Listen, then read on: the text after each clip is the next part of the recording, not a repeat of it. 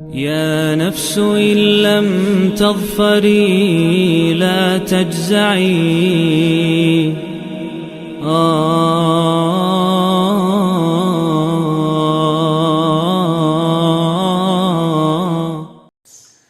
اعوذ باللہ من الشیطان الرجیم بسم اللہ الرحمن الرحیم۔ دوستو، سورہ البقرہ کی آیت نمبر 105 کا شان نزول یہ ہے کہ یہودی جو کہ پہلے نبی صلی اللہ علیہ وآلہ وسلم کے آنے کی بشارتیں دیا کرتے تھے، اور اوس و خزرج جب کبھی ان لوگوں کے اوپر چڑھ دوڑتے تھے اور ان کے اوپر ظلم و ستم کرتے تھے، کیونکہ یہ بھی مدینہ کے اندر آ کے آباد ہو گئے تھے، لیکن کیونکہ تاجر پیشہ تھے، جنگجو نہ تھے اور بیسیکلی بزدل تھے، لہٰذا مار کھاتے تھے اور دبتے تھے، تو اس بات کے اوپر ان کو دھمکی لگایا کرتے تھے کہ وہ دن دور نہیں جب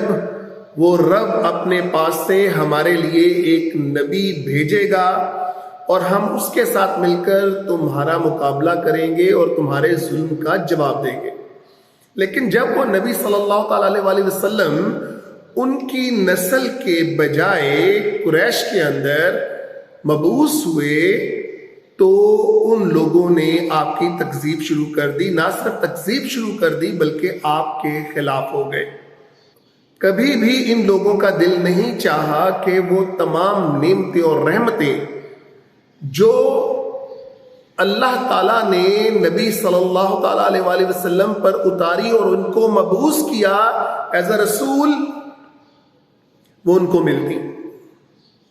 دل کے اندر ہر وقت جیلسی رہتی، دل کے اندر ہر وقت بے چینی رہتی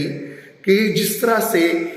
نبی صلی اللہ علیہ وآلہ وسلم کا دین فلورش کر رہا ہے، پھیل رہا ہے، اور جس قدر یہ کامیابیاں سمیٹ رہا ہے، یہ ایک دن آئے گا کہ یہ سب کچھ اپنے قبضے میں کر لیں گے۔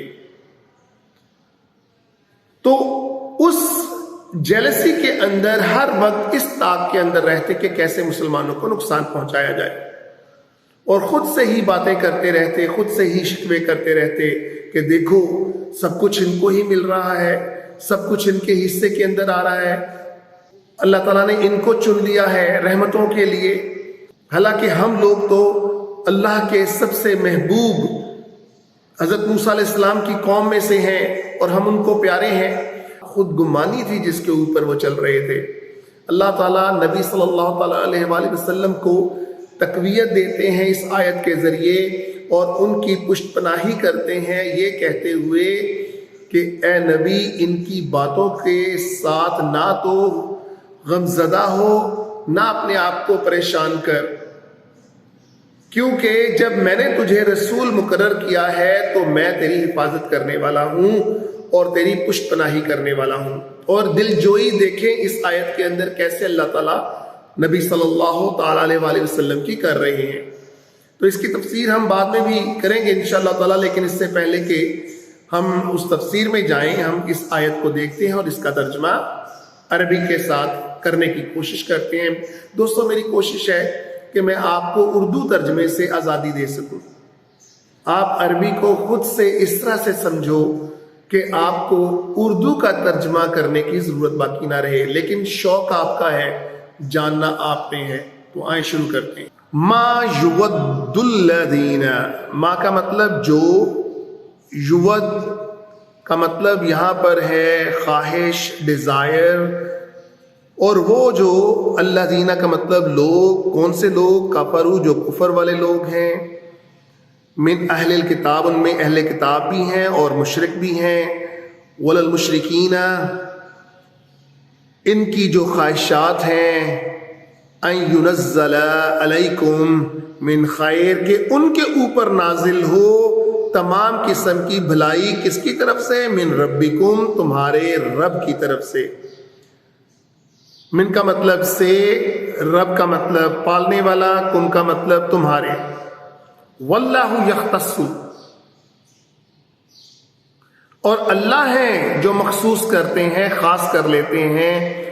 برحمتہ، اپنے رحمت کے ساتھ، من یشاء، جس کو وہ چاہیں۔ واللہ ذو الفضل العظیم، اور اللہ کا فضل بے حساب ہے، بے پایا ہے۔ دوستو انڈائریکٹلی یہ اللہ کی سوورینٹی کے اوپر سوال اٹھا رہے ہیں کہ آپ کی جو عنایات ہونی چاہیے وہ ہماری مرضی کے ساتھ نعوذ باللہ ہونی چاہیے، کیونکہ ہم حضرت موسیٰ علیہ السلام جو کہ بہت پیارے نبی، بے شک نبی بہت پیارے، لیکن کس شریعت کے اندر حضرت موسیٰ علیہ السلام کی لکھا ہے کہ تمام عنایات صرف ان یہود کے لیے ہوں گی، بنی اسرائیل کے لیے ہوں گی، اور اللہ تعالیٰ نے کوئی ایگریمنٹ کر لیا ہے ان کے ساتھ اور پھر بعد میں کوئی نبی یا رسول مبعوث نہیں کریں گے، حالانکہ ان کی کتابوں کے اندر تمام نشانیاں دی جا چکی تھیں، مگر ان کے دل کا وہ کینہ جو تھا وہ تھمتا ہی نہیں تھا، رکتا ہی نہیں تھا، اور ڈیزائر ان کی یہ رہتی تھی کہ کوئی بھی بلائی ان کی نسل سے باہر نہ جائے اور باہر والے لوگ جو ہیں وہ چاہے تباہ و برباد ہو جائیں ان کی بلا سے۔ مگر اللہ تعالیٰ فرماتے ہیں کہ تم کیسے یہ کہہ سکتے ہو کہ میں کس کو بھلائی دوں اور کس کو نہ دوں؟ یہ تو میری بے پایا ایک سوورینٹی ہے، ایک شہنشاہیت ہے جس کے اوپر کوئی سوال اٹھانے والا پیدا ہی نہیں ہوا۔ میں جس کو جتنا دوں، جو دوں، جہاں پر دوں، میری مرضی۔ میری عنایات کے خزانے کون سے خالی ہونے والے ہیں؟ ان خزانوں کے اندر اگر تم بھی اس شریعت کے تابع ہو جاؤ جو کہ محمد صلی اللہ تعالیٰ علیہ وسلم لے کر آئے ہیں تو تمہیں بھی اس کا حصہ ملے گا، نہ صرف اس دنیا کے اندر ملے گا بلکہ آخرت کے اندر بھی ملے گا۔ مگر یہ کہاں سمجھنے والے تھے، لہٰذا اللہ تعالیٰ نے دو ٹوک کہا ان کے تمام اعتراضات کے جواب کے اندر کہ تم لوگ یہ سوال مت کرو جس کے تم حقدار ہی نہیں، یہ میرا ایک انلمیٹڈ اختیار ہے کہ میں جس کو جس طرح سے نوازنا چاہوں نوازوں، اس لیے تو میں رب ہوں۔ لہٰذا دوستو یہ شان نزول تھی اس آیت کی۔ جب تک ہم آیات کو سمجھیں گے نہیں ہمیں کیا پتا چلے گا قرآن ہمارے ساتھ کس طرح سے باتیں کر رہا ہے اور ہمیں کیا سکھا رہا ہے۔ لہٰذا قرآن کو سمجھنا ہے، پڑھنا ہے، اور اس طرح سے پڑھنا ہے کہ اس کی ہر چیز جو ہے ہمارے اوپر بالکل واضح طور پر عیاں ہو اور ہمیں سمجھ میں آئے۔ اسی پیغام کے ساتھ انشاءاللہ دوبارہ حاضر ہوں گے اگلی آیت کے ساتھ۔ ٹل دین ٹیک کیئر، اپنا خیال رکھیے گا اور قرآن کو پڑھنے اور سمجھنے کا شرف حاصل کیجیے گا۔ وآخر دعوانا الحمدللہ رب العالمین۔ يا نفس إن لم تظفري لا تجزعي